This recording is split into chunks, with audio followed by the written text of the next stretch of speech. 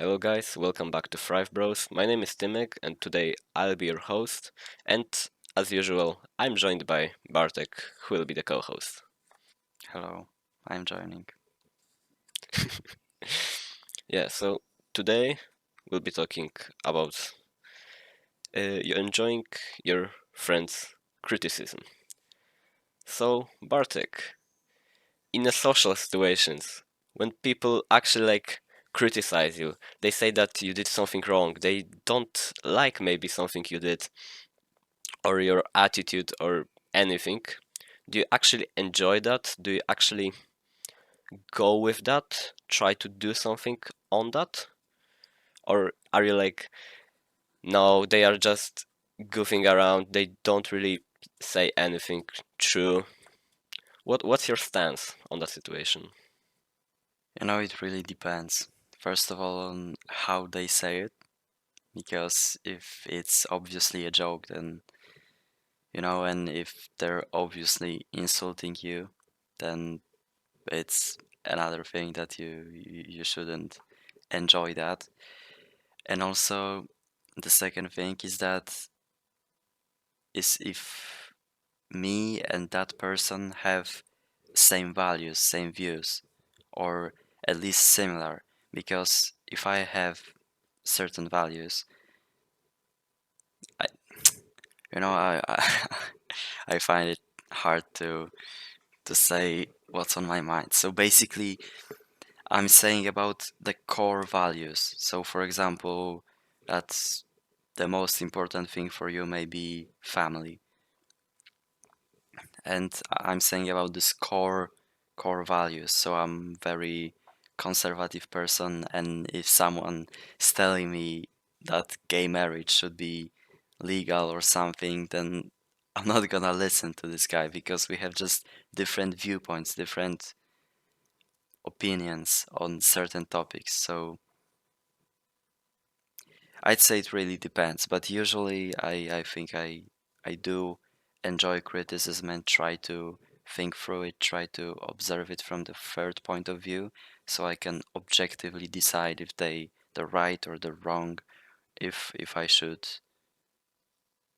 listen to what they say or should I just ignore it. Okay, so I would kinda add on to that. So you said that if it's obviously an insult, you wouldn't really listen to that. However, I would add that some insults do have like it's an unspoken thing. You, people usually male groups insult themselves for a joke for no reason. They don't really mind that. However, in some of those insults, there is some truth. I'd say that because I've got a friend who doesn't really exercise a lot. He doesn't run. He doesn't go to the gym, and we sometimes joke that he is a bit fat. We joke around with those types of things. And I would say that it isn't to insult him, it is kind of a criticism, not in a direct way, because in a social setting, when there are like 10 people around, you're not going to discuss some deeper things, like explain everything to that person. You're going to be much more social and try to joke around. So I would say this is sometimes those things also have like underlined meanings. So even though we joke around it, it's not like we do that because he's fat. It's that we do that because we don't want him to be fat. Okay, so I agree with you, and I didn't phrase myself well because I meant something else. So what Okay. I meant is when somebody is clearly angry at you and they start shouting and start just insulting you in a way to actually insult you, not to bond with you as men sometimes do, but to actually hurt you. So that's what I meant. But if you think about it, when people are angry, they actually say the truth. Yeah. It's like And maybe not the truth, maybe their truth. They say what's on their mind. yeah, it's kind of like with drunk people. They just say anything that comes to mind, and if that's a person you know that you're arguing with, they are going to mostly say what they think. They aren't going to really be angry at you and insult you over things they don't really think. Like, they wouldn't really lie in that situation. So you kinda can take something from that. However, as you've said, it's from their point of view. So not on every occasion will it really be that good. Like, not every person sees you as you see yourself. So I don't know what to add to that, so so I'm just gonna ask whether you criticize your friends or and do you enjoy being criticized by your friends? I'd say that I usually do, although those things don't really happen that often.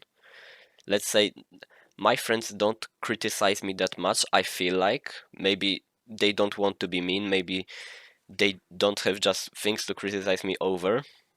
Like, I'd say normal things, not just if I'm joking around on something, then it's a joke. You don't have to criticize me over that. That's another thing. However, I don't feel like it's happening a lot, and I try to criticize my friends. However, there aren't many opportunities. Not opportunities. However, many things we criticized in the past, that somebody is like skinny, somebody is too fat. Many of us started going to the gym, doing some kind of self improvement, one way or another.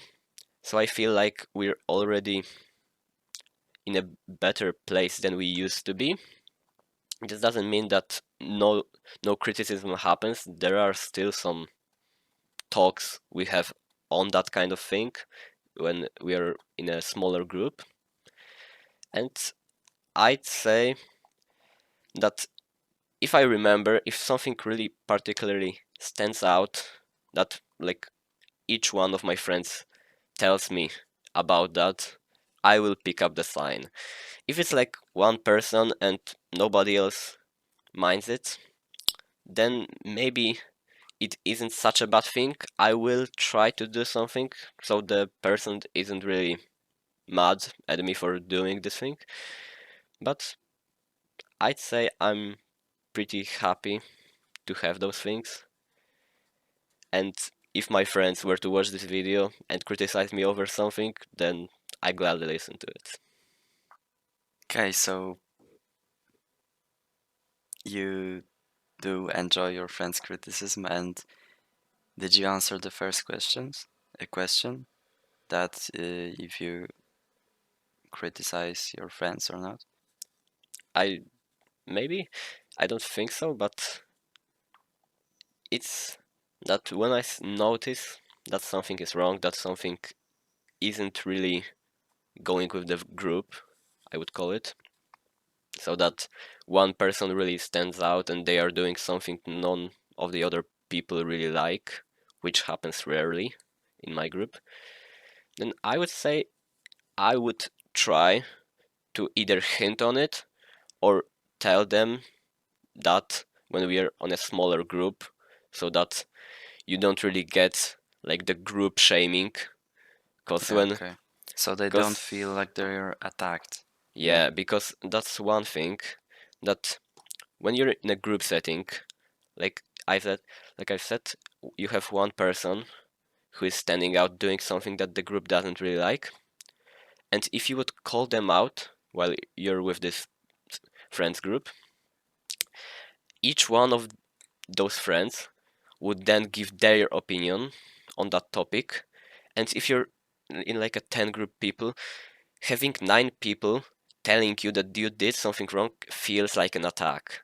So I'd much rather try to maybe take them not away from the group, but just like slow down, talk with them for a minute so they understand it. They don't feel attacked, as you said, and it's much more comfortable to them and to you because expressing yourself in a group may be harder, and you won't really get the result you really want. Okay, so I'd say it really depends on a situation because you said that you don't like to call them out in public because they may feel attacked, they may feel humiliated or something. But I'd say it depends, and I have a story about that when I called out somebody in public. So basically, one of my friends have been in a really toxic relationship, and after some time he decided to break up with her. You know, he talked with me, with other friends, and he decided to do it. But then after the breakup, for like 2 or 3 months, on every social gathering, on every occasion, he just wouldn't shut up about this situation. He would just talk and repeat all the things. He would just say that, yeah, you know, it was toxic, it was hard or something, and he would just repeat himself every time. And basically, after this 2 months, I got pissed off that he's crying like a baby about this and he should be moving on instead. So I just maybe not started yelling at him, but I I started speaking louder than normally and kind of called him out in public that he has to move on. If he's gonna live in the past, that he could have as well not break up at all with her. So yeah, that's I really don't want to get into details, but that's Okay, okay, I got the point. And yeah, as you said, there are some situations in which you should call out people in public. So, as I've said, you don't really want them to feel attacked. That's one thing. So, you don't really want everyone to shout at them. However, if you have a normal group which understands really the problem and tries to solve it, not solve it so that both sides are happy in that situation, then yeah, I feel like you can have a good talk this way. And maybe I phrased something bad, but it isn't that you want both sides to be happy. Sometimes you want one side to be a bit unhappy with it, so they want to change it. So, like you said, you got this friend who was in a toxic relationship, and he would just talk on it non-stop. So after this, you don't really want both sides to be happy. You kind of want him to be on the worst end. So he feels like, yeah, I actually did something. I'm actually bitching out, having to talk about this, kind of crying, saying this a lot, just not having any other topic, so that he thinks things through. And after that, after some time, both sides end up being happy because the problem is solved. I know it's very off topic, but you know why black coffee is superior to latte or something? Okay. Because it's bitter. And hear me out. So it's early in the morning when we're recording it, and I was feeling a little bit sleepy when we started, but this bitterness wakes me up. It's not the caffeine that wakes me up because when I was drinking latte or just coffee with milk in the morning, I would stay sleepy. I would be just, I feel like this may be a similar situations to when you take a cold shower. You're doing something you may not particularly like. something uncomfortable. Yeah, so having this really bitter taste, having this really cold water just gives you the energy to just get over it. Just gives you this rush of dopamine, maybe. I'm not really a scientist, so I don't know. However, it gives you this energy to go through with it, and after that, you maybe have this caffeine kicking in after some time, so you just don't end up being sleepy. Or maybe it's just placebo after all. And I Yeah, I mean, just, placebo effect is still really strong, so yeah. Okay, so back to topic. We we actually recorded this video once, but we had some technical difficulties and uh, sound didn't record on one side, and yeah, we're recording it the second time. So, Timek, how do you think about bullying? I mean, bullying is depends on what kind. However, if you think on it, it isn't really such a bad thing. And I know it may sound weird, but on the if you've ever seen a high school movie or even a primary school movie, like a movie about teenagers, about kids, Yeah, and one of especially them, the American movies. yeah, and one of them is getting bullied, at the end, either they end up being a child, like they get revenge, they get everything and start being a better person. They get the girl, the Yeah. Or I think sometimes even they end up being friends with the bully. I haven't really watched that many, but I think that in most of them, the bullied person ends up on top no matter what. So if you think on it, there are situations where bullying may be good for you since it points out something to you, and unless you do something on it, you're stuck in a place.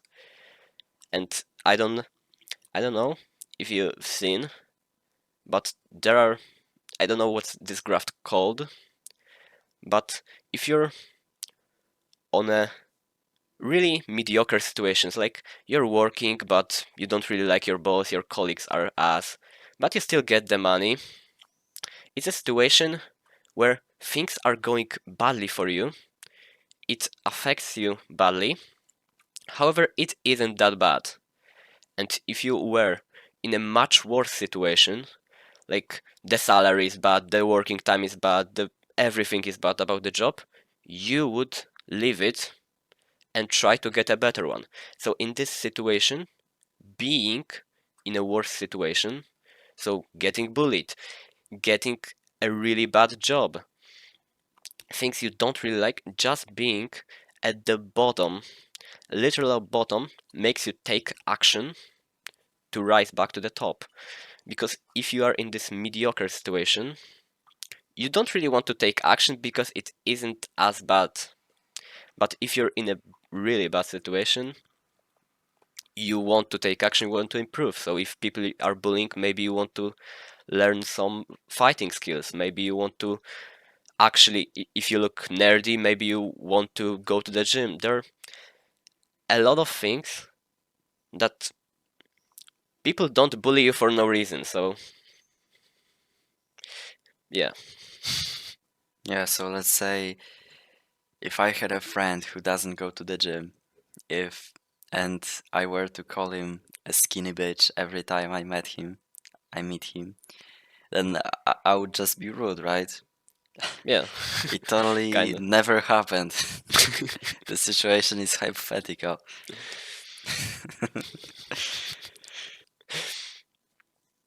Yeah, but I mean, just as you said, just having this every day makes you think after some time. Like when this person hears that you call them a fat ass or a skinny bitch, when you're friends and doesn't do anything with it after, let's say, a year, then it's kind of weird for them not to notice what you mean. I don't want it to sound like some girl science when they're writing to you that this thing means that, because this is kind of an obvious sign of what you mean.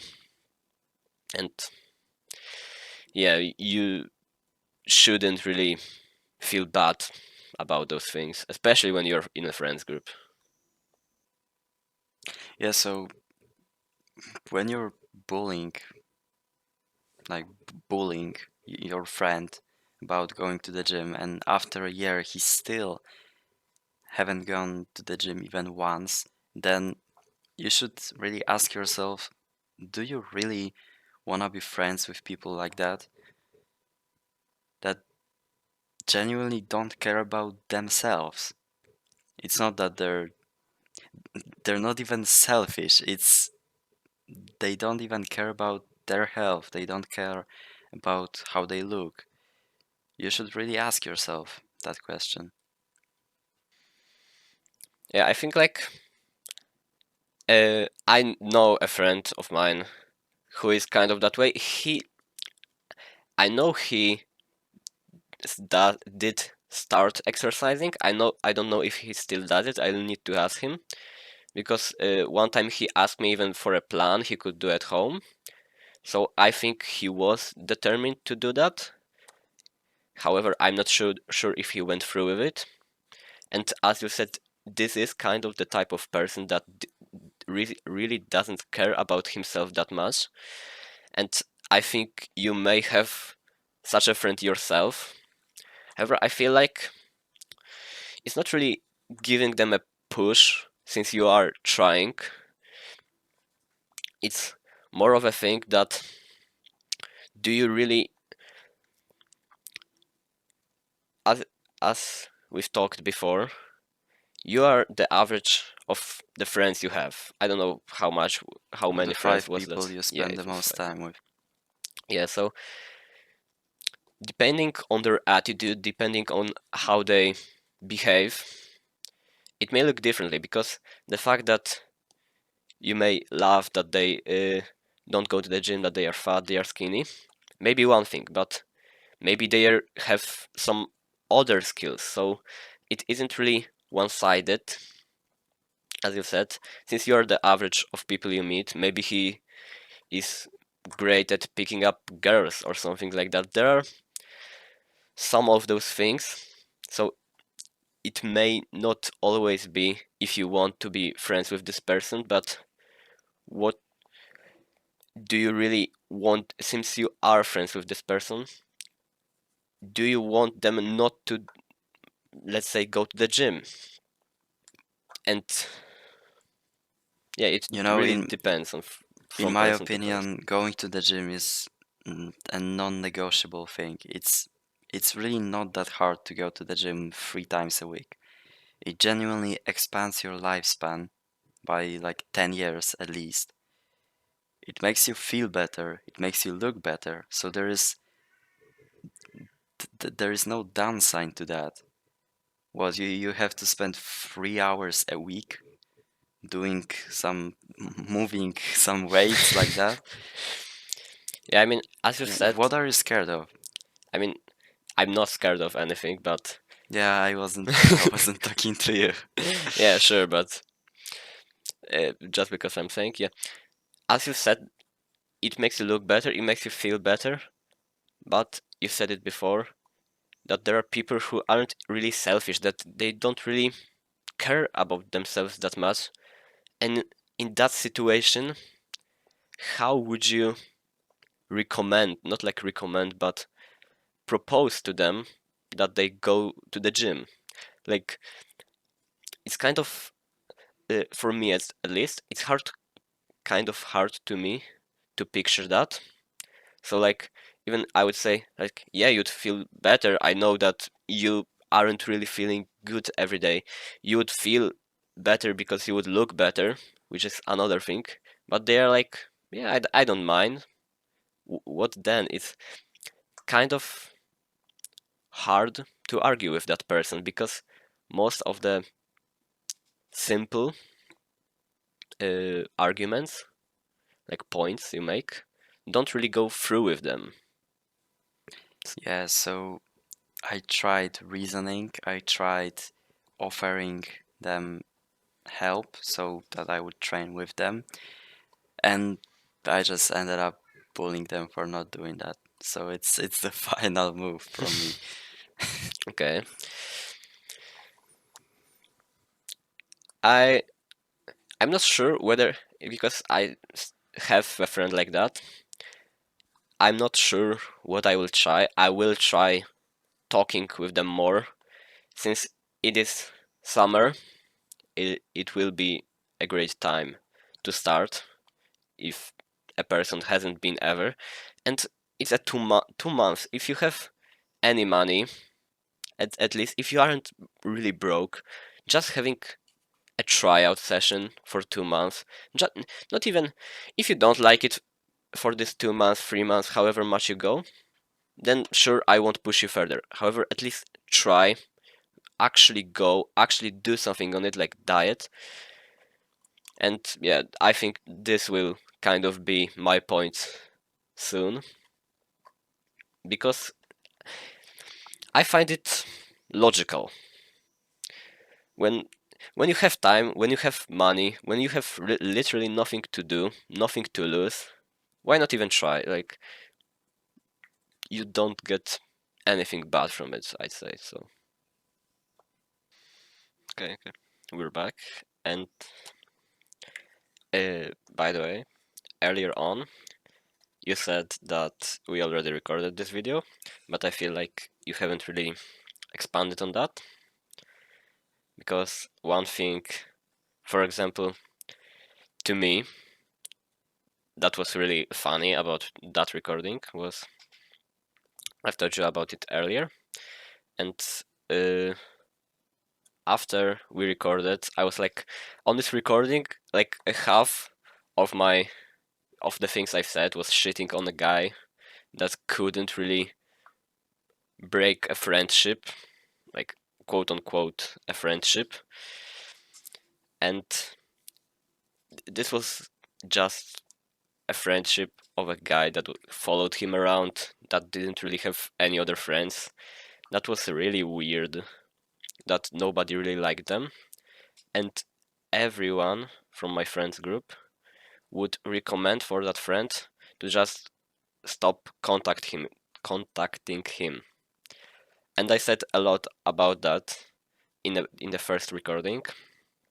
And after that, I went to the gym with him, talked with him about that, and literally the same morning he did something on it and broke contact before I even happened to talk with him.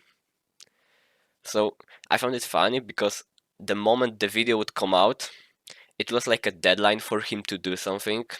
So he actually like watches it. He sees that I even talked on about that on a recording. So he feels more obliged to do something. And the plan didn't really work out because he actually did something before that. So yeah, I find it like funny, kinda. Okay, so let's talk a little about our inner circles, about your inner circle, about what people do you surround yourself with, and how do they impact your behavior? Okay, so I'd say that I don't surround really myself with many people, at least not at all times, because from like closer friends, I not maybe not closer friends, but good friends. I've got like, I'd guess I didn't count them, so if I miss someone, it's not my issue. Not I didn't make it specifically, but I'd say about 10 people I trust with, I go out with, I spend some time with uh, every now and then. However, from my like inner circle, people I meet a few times a week, I talk to, I text with. I'd say there are probably 5 or 6 of them, and the thing is Okay, that but straight to the point, okay, yeah, because we said that you are the average of 5 people you spend the most time with, so yeah, I'd say that I wouldn't call myself an exception. However, I would call myself something like the virus. So I was I and one of my friends, we were the ones who started going to the gym, while everyone wasn't doing anything. Apart from us two, there are two guys who are skinny, who were really skinny at that moment, and two guys who were fat at that moment. And my friend and I started, and after some time, he didn't really like it because he had to give too many papers. He didn't really like doing that. He was really mad at it for some reason. Now he's back, of course. And I took, I stick to going to the gym, and it kind of spread. So when my friends saw that I'm doing really good, that I feel really good, I talk about it a lot. Uh, Two more of them joined, then another one, and recently one, the friend I started with, came back to going to the gym. So as you said, you're the average of 5 people you meet your friends with, and I kind of I was the person that made the difference, and now the average has kind of started from me. So I'd say that if I haven't done anything, they maybe would go to the gym. I'm not sure. I would guess probably not. But since they had this impulse, something actually started. And this was, of course, made possible with the help of this criticism. So I would joke around that on like PE lessons that they aren't having enough stamina, they don't have enough strength, that the ball barely moves or something like that. And I think that helped it. And apart from that, I feel like now I have mostly a really determined circle to actually be comfortable around in. And if there would be a need to do something, I think there wouldn't be many issues, and if there were, they are possible to fix easily. So I'd say my circle is now on a better level than the first grade when we met, like 100% better. Okay, so you said that you are the sum of 5 people you're friends with, but that's not actually the truth because the saying is you are the sum of 5 people you spend the most time with. So basically, the difference is that the content you are consuming online counts to that. So if you are watching some idiot who's just clowning on camera and basically not doing nothing, you're not learning anything, it's just for entertainment, you're gonna become kind of like that person. And if you watch educational content, if you watch people who you want to be more like, you're gonna be more like those people. Even if your friends aren't on your level, as Timek kinda said, if you watch people that are on higher level than you and you watch them more than you spend time with your friends, you're gonna become more like those higher level people. Because we adapt to what we see and what we hear. And if you watch a guy, let's say you watch Sam Sulek and you watch him daily, you're more likely to go to the gym at the day you don't want to because you're like, I really don't want to go to the gym, but damn, that guy is really big. I want to be bigger like him. So we're gonna go to the gym. Yeah, I would kind of clarify my viewpoint. So first of all, I said friends. Uh, one reason was that I didn't really remember the perfectly how the quote went, and second is my friends are mostly like they are the people I spend the most time with. So in my uh, situation, those two terms are kind of interchangeable. Like one means the other. You mentioned YouTube. However, I'm not really not not a usual watcher. I watch YouTube, however, I'm not really a stable watcher, so I don't watch one person. I watch something along some type of motive, some kind of idea, not the person and what ideas they have. So the other way around, I would say. Okay, but I didn't mention YouTube directly, but what I meant is that if you consume educational content, you listen to podcasts, you watch motivational videos, then you're gonna be more knowledgeable, let's say, like the people you listen to. Yeah, okay. Yeah, and I do agree with what you said before because uh, I'd say that YouTube is mostly alright as a platform. However, people who watch Twitch streamers, there are two things. First of all, I don't even know how can they watch like streams because first of all, they are on sometimes on a random time, sometimes they are like 6 hours long, if not more, depending on who you watch. And I find it hard that people actually watch through like maybe 4, 3, 5 hours of those streams. And one thing is that unlike some popular YouTubers, some streamers, the thing is that their streams aren't really interesting 90% of the time. Like the 10% that is actually interesting, they cut into clips and post on YouTube as a shorts or something like that. But when you look on a normal stream, it's like they're playing Minecraft and they're like collecting 10,000 cobblestone. It's like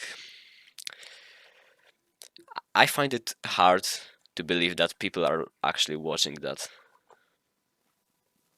Yeah, so I'd say there are two types of Twitch viewers, like stream viewers.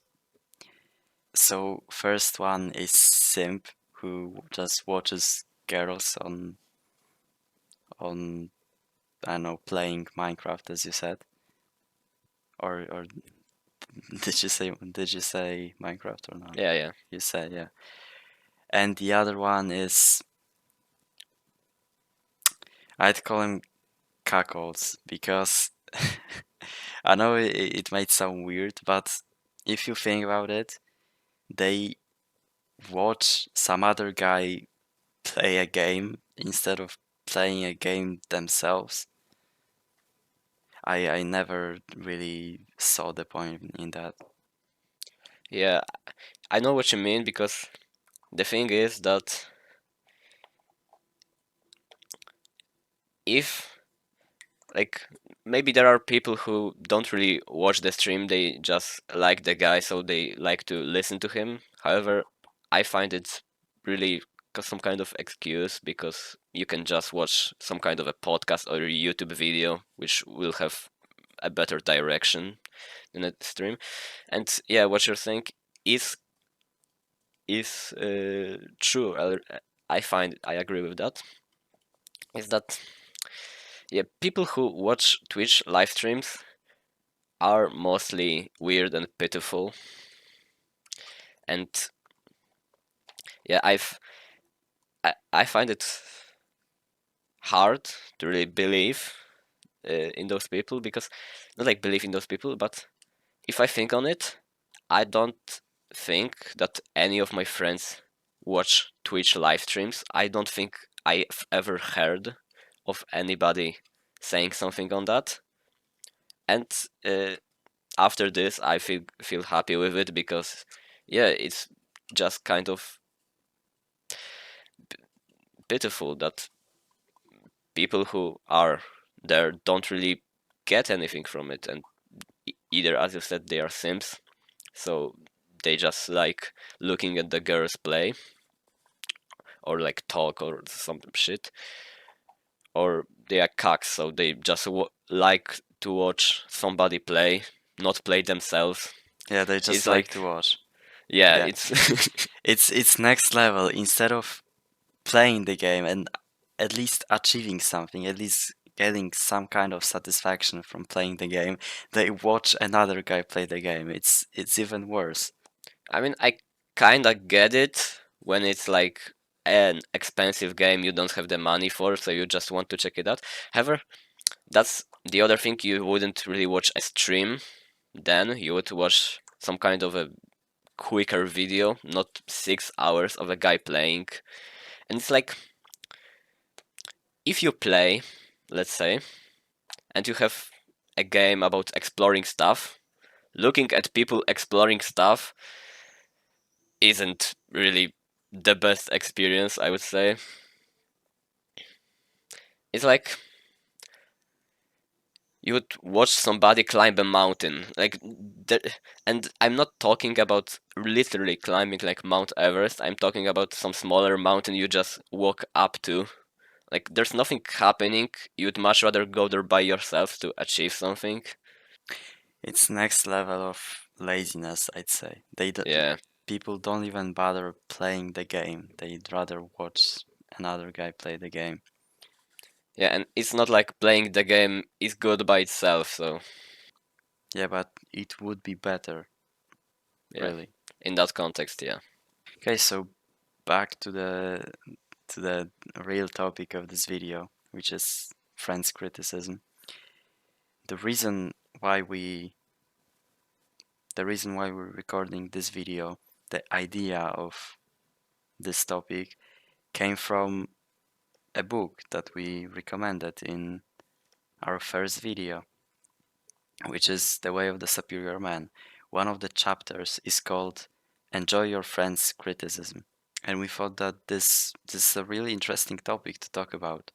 And I'd like to ask what what do you remember from this chapter? Is there any particular part that you liked? I mean, I remember like the simplest concept of it, like what the title says. I know read it before, but I'm not really not good at remembering these types of things, I'd say. So I don't remember much from it. So I will need to reread it. However,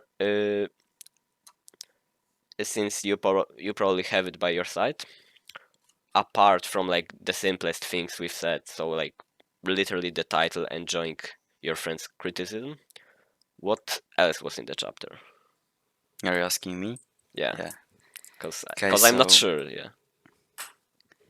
so the first thing, I have the book here, so I'm gonna be kind of reading along. The first part is that you should have a sit down with your closest male friends at least once a week, and you would kind of do a summary of your week. So let's say you sit with five of your closest friends, six. You said you have six friends, right? It's like closest friends, yeah. So you sit with all of them, and all of you just say, what do you accomplished this week? What happened this week? What decisions do you made or something? And you just have a sit down, you have a real talk, a serious talk with them. And the book gives a real specific example. So I'm gonna I'm gonna quote the book right there.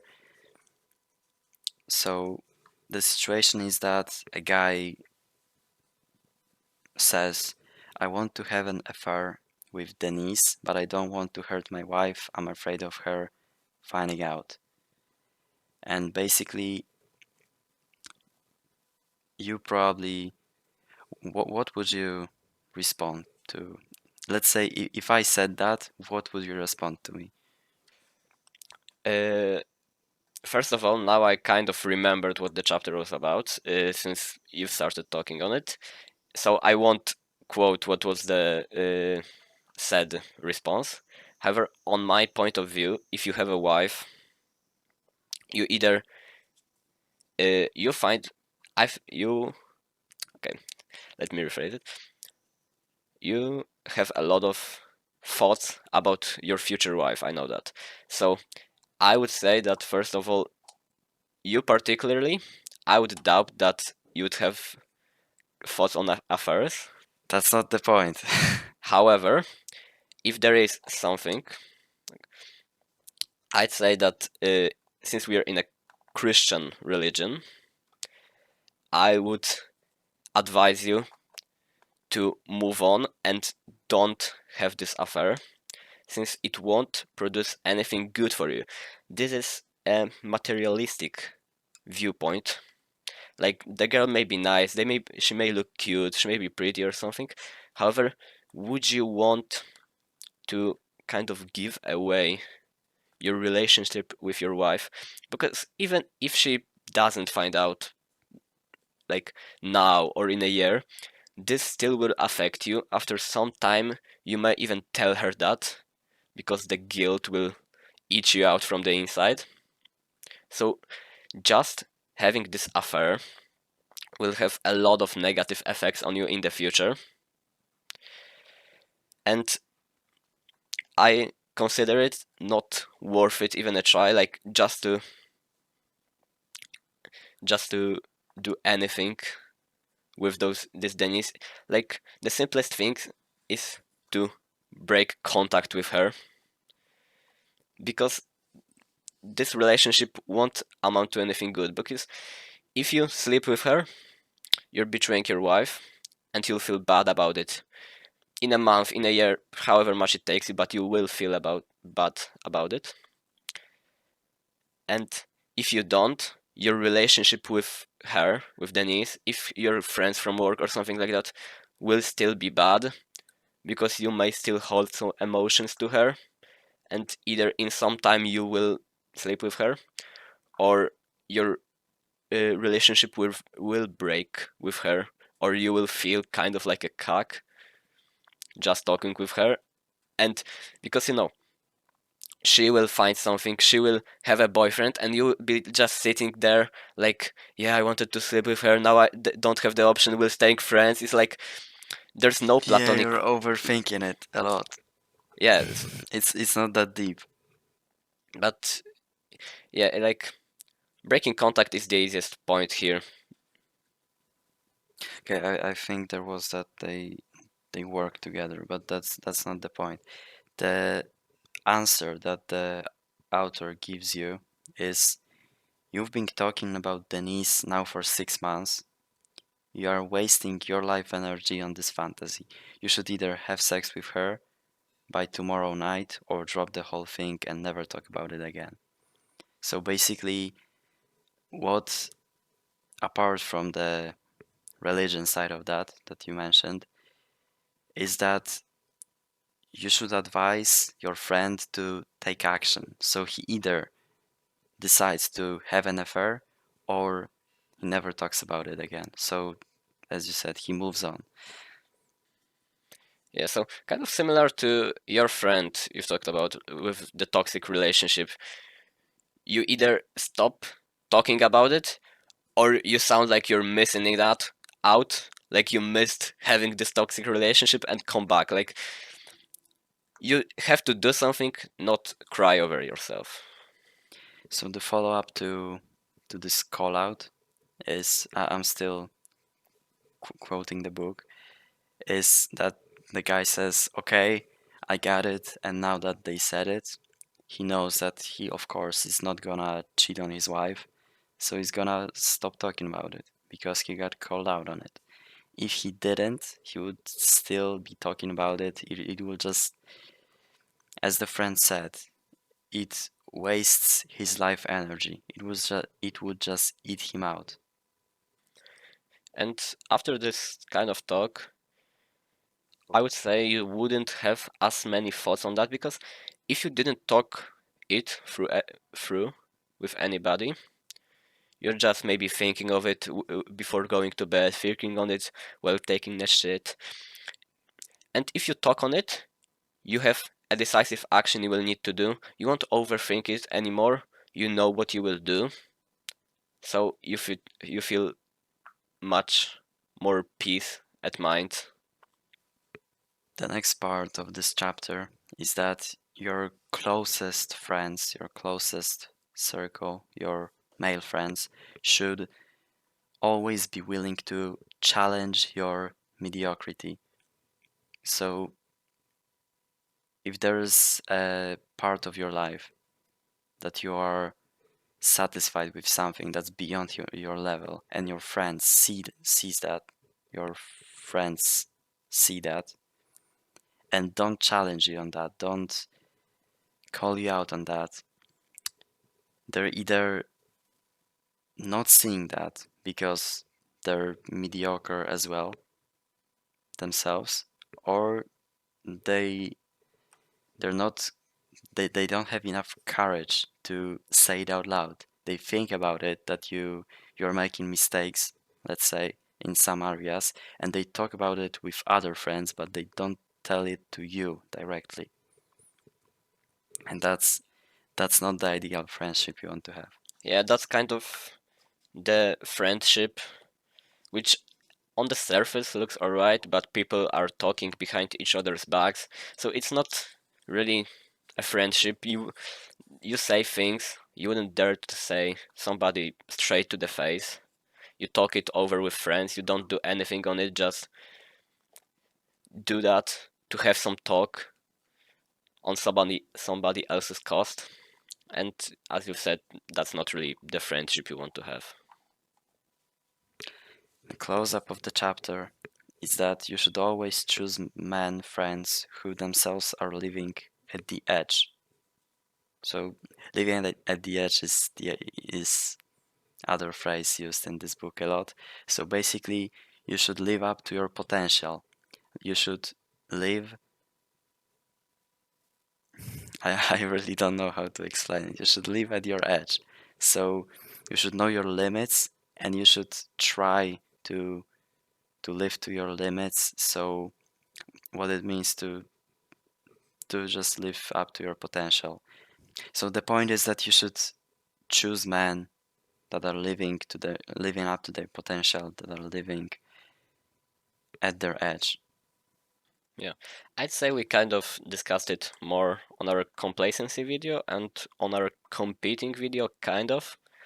So for more in-depth, you can check them out. And uh, as we've said in those videos, this kind of, if you have a person like that, a friend like that, you see them, it's easy to strive yourself to your goals. So you want to have some times when you feel uncomfortable. You want to have sometimes when you beat your records, when you try harder than you usually do. So let's say you go to the gym, you bench press, I don't know, 80 kg or something like that. You still want to sometimes try, you still want to try doing those 85, 90 every now and then to, in some time, live up to actually doing it consistently. You're consistently doing something beyond your ability, beyond your possible weight, your possible strength. And after some time, you adjust to it and you do it comfortably. So then you go up again. And it's just a way to improve yourself easier. As a man, you need to understand that if you have close male friends and you have this relationship, this brotherhood with them, it's a sign of love to them. It's a sign of respect to them that you call them out on the things that they're slack, on the things that they're visibly mediocre at and they don't want to be, but they just don't take action. They don't see that themselves, but you know them. You know that they can be better at something. It's your responsibility to confront them on that. So, in conclusion, You have to act upon seeing things that happen with your friends. You have to respect what they say about you if they are good friends. Respect that even if they say something bad to you in front of you, they mean good. And act on that. Take decisive action. If you don't really know what to do in that situation, ask them. It's simple. Since they are the one criticizing, they will try to help you. They really want that. And you should you should you shouldn't take those things lightly. You should look out on them in your friends, say them to them, and try to improve your whole group. You need to understand that you're not perfect. And if your friends don't if your friends don't challenge your mediocrity, are they really your friends?